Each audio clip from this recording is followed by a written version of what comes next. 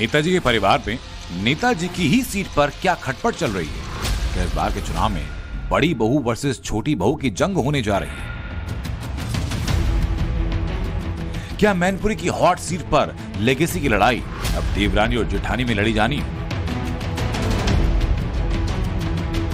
क्या 2017 में जिस तरह देवरानी अपर्णा के लिए जेठानी डिंपल ने वोट मांगा, अब तो देवरानी जेठानी आमने सामने खड़ी होने जा रही है।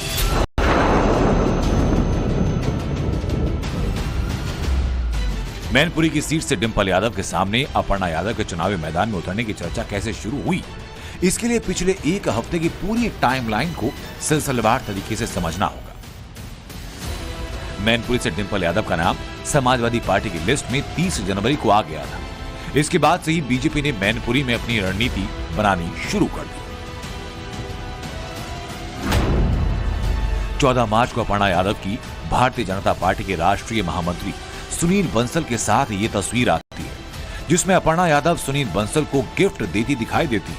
दोनों हंसते मुस्कुराते दिखते हैं, जिससे अंदाजा इस बात का लगाया जा सकता है कि किस माहौल में बातचीत हुई है।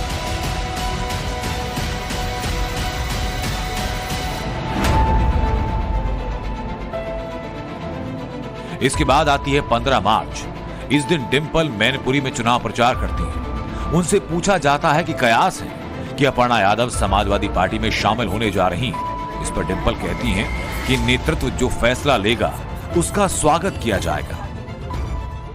अगर राष्ट्रीय नेतृत्व इस तरह कोई फैसला लेता है तो हम राष्ट्रीय नेतृत्व का पूरा साथ देके स्वागत करेंगे। इसके बाद 16 मार्च अपर्णा यादव की मुलाकात होती है उत्तर प्रदेश के बीजेपी अध्यक्ष भूपेंद्र चौधरी से। 17 मार्च को अपर्णा यादव और उनके पति प्रतीक यादव सीएम योगी आदित्यनाथ से मिलते हैं और इसके अगले ही दिन 18 मार्च को आदित्यनाथ योगी दिल्ली में बीजेपी की कोर कमेटी की मीटिंग में शामिल होते हैं।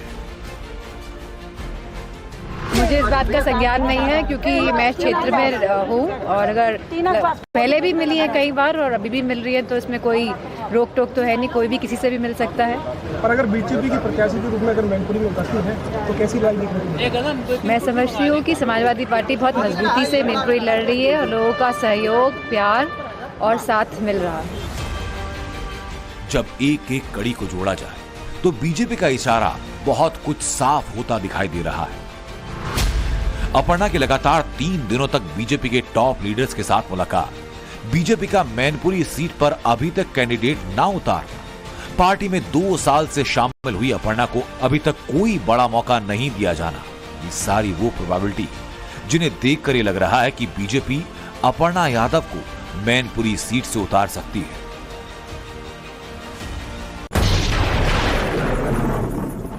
मार्च 2022 में बीजेपी में शामिल हुई अपर्णा यादव मुलायम सिंह के जीवित रहते कहते नजर आती थी कि अपने परिवार के खिलाफ चुनाव नहीं लड़ेंगी। राजनीति में विचारधारा लड़ाई होगी, लेकिन परिवार वर्सेस परिवार नहीं होगा। मैं नेताजी से कोई विमुख नहीं हूँ। मैं उस परिवार की बहू थी, बहू हूँ और बहू रहूंगी। और किसी भी बहू का कर्तव्य है कि कोई भी अच्छा काम करे तो जरूर अपने बड़ों का आशीर्वाद लेना चाहिए। उन्हीं अपर्णा यादव के सुर अक्टूबर 2022 को नेताजी के जाने के बाद तब बदले जब उन्होंने कहना शुरू किया कि जो बीजेपी के शीर्ष नेतृत्व का आदेश होगा उसका सम्मान किया जाएगा। अपर्णा के नाम को लेकर एक तरफ जहां कयास लगाए जा रहे हैं तो वहीं डिंपल यादव मैनपुरी में धुआंधार रैलियां और प्रचार करने में जुटी। बार बार उनसे उनकी देवरानी अपर्णा यादव को लेकर सवाल पूछे जा रहे हैं और वो बार बार बच बचाकर जवाब देती है। आपकी देवरानी की चर्चा है कि यहाँ पे पता नहीं चुनाव मैदान भाजपा से, इस पे क्या कहेंगी? मैं कहना चाहूंगी कि नेताजी की कर्मभूमि रही है मैनपुरी और जितने भी लोग हैं वो नेताजी के प्रति पूरी तरह समर्पित हैं और नेताजी का उनके साथ बहुत ही भावात्मक रिश्ता रहा है और परिवार की तरह उन्होंने माना है। और मैनपुरी भी हमेशा से पूरी समाजवादी जो हमारा परिवार है वो हम पूरे परिवार की तरह ही रहते हैं, तो बहुत अच्छा चुनाव होगा चाहे कोई भी आए। डिंपल यादव की फूंक फूंक कर कदम रखने की एक बहुत बड़ी वजह है अपर्णा यादव का नाम। अपर्णा के नाम में यादव लगा है। खुद डिंपल की तरह वो नेताजी के परिवार की बहू है। जिन नेताजी की लेगेसी पर समाजवादी पार्टी मैनपुरी में वोट मांगती है, उसी लेगेसी की दावेदार अपर्णा यादव भी। डिंपल यादव नहीं चाहती कि अपर्णा यादव को लेकर उनके दिए बयानों का कोई भी गलत मतलब निकाला जाए। अपर्णा यादव भले अलग पार्टी में हों, लेकिन उन्हें परिवार से अलग बताने का रिस्क साइड डिंपल लेना नहीं चाहती। बीजेपी भी अंदर ही अंदर ये जानती है कि अपर्णा को मैनपुरी से खड़ा करना इस सीट पर कितना बड़ा फैक्टर होगा। यूपी में हारी हुई सीटों को मजबूत करने का जिम्मा खुद आदित्यनाथ योगी ने संभाल रखा है। अपर्णा यादव अगर मैनपुरी से डिंपल यादव के खिलाफ चुनाव लड़ती हैं, तो ये यादव परिवार के लिए बहुत बड़ी परीक्षा की घड़ी साबित होगी। सवाल उठेगा कि मैनपुरी उपचुनाव के वक्त डिंपल के प्रचार प्रसार करने वाले चाचा शिवपाल क्या दोनों बहुओं के लिए प्रचार करेंगे या एक बहू के लिए वोट मांगेंगे? अपर्णा के साथ प्रचार करने प्रतीक यादव भी मैदान में उतरेंगे, तो क्या लड़ाई देवरानी वर्सेस जेठानी के बाद अब भाई वर्सेस भाई पर भी आ जाएगी? मैनपुरी उपचुनाव के समय एक साथ एकजुट दिखा यादव परिवार क्या वैसा ही रह पाएगा? मैनपुरी में बात अगर देवरानी वर्सेस जेठानी पर आती है तो निश्चित तौर पे ये लड़ाई कांटे की होगी। फिर वर्चस्व की असली जो जंग है वो मैनपुरी के सियासी अखाड़े में ही दिखाई पड़ेगी, क्योंकि अगर बीजेपी ने यहां से अपर्णा को टिकट दिया तो ये उसके लिए तुरुप का इक्का हो सकता है और इसके साथ ही वो डिंपल यादव को कड़ा टक्कर देंगी और इसके साथ ही लेवल प्लेइंग का जो फील्ड है वो तैयार किया जा सकता है। टक्कर ऐसी होगी कि ना डिंपल कह सकती हैं कि जीत उनकी होनी है, ना ही अपर्णा कह सकती हैं कि हम चुनाव जीतेंगे।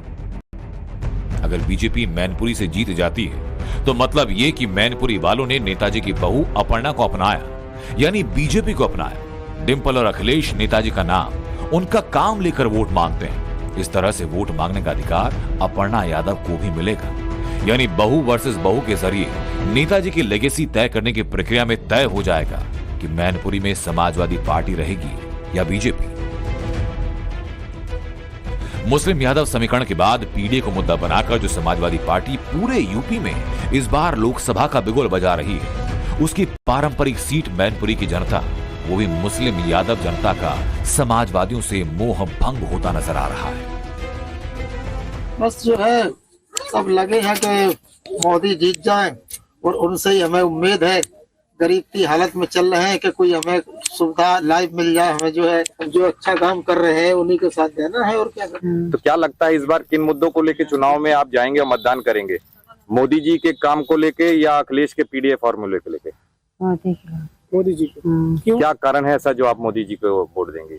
अरे वो सब साधन करते हैं ना। क्या क्या साधन, क्या सुविधाएं मिल रही हैं आप लोग को? हम करते हैं, अब जी राशन भी मिलता है, सब कुछ मिलता है, अब भी मदद कर रहे हैं। अगर भारतीय जनता पार्टी यादवों को यहाँ से उतारती है, किसी भी यादव को टिकट देती है, तो यादव समाज वोट देने के लिए पूरा तैयार बैठा हुआ है। इस बार यादव समाज समाजवादी को छोड़कर भाजपा में वोट करने जा रहा है। बिल्कुल, इस बार तो भाई साहब यादवों ने पूरा अपना मूड बना लिया है। मैं भी यादव ही हूँ। पूर्ण रूप से बीजेपी को सपोर्ट करेंगे, ना कि समाजवादी को। यादव है मैदान में समाजवादी पार्टी, कोई दिक्कत नहीं है। इस बार मोह भंग हो गया है। हाँ जी, तो बात बीजेपी की सरकार आएगी। सरकार आएगी। ऐसे क्या कारण है बीजेपी? क्योंकि अभी तो प्रत्याशी आया नहीं, कोई प्रत्याशी आया नहीं, कोई दिक्कत नहीं है उससे, लेकिन प्रत्याशी आएगा जरूर, जो भी आएगा, लेकिन भाजपा जीतेगी। अपर्णा यादव जब से बीजेपी में आई तब से कभी उनके विधायकी के चुनाव की खबर, कभी एमएलसी चुनाव की खबर, तो कभी उन्हें बीजेपी में बड़ा पद मिलने की बात। पर अब तक बीजेपी ने अपर्णा को कहीं से भी फील्ड नहीं किया। वजह यही हो सकती है कि बीजेपी अपर्णा को अपने ब्रह्मास्त्र के रूप में इस्तेमाल करना चाहती है। अब ये ब्रह्मास्त्र क्या बीजेपी निकालेगी तो कब और इफेक्ट कितना बड़ा होगा, ये बहुत जल्द सामने आएगा।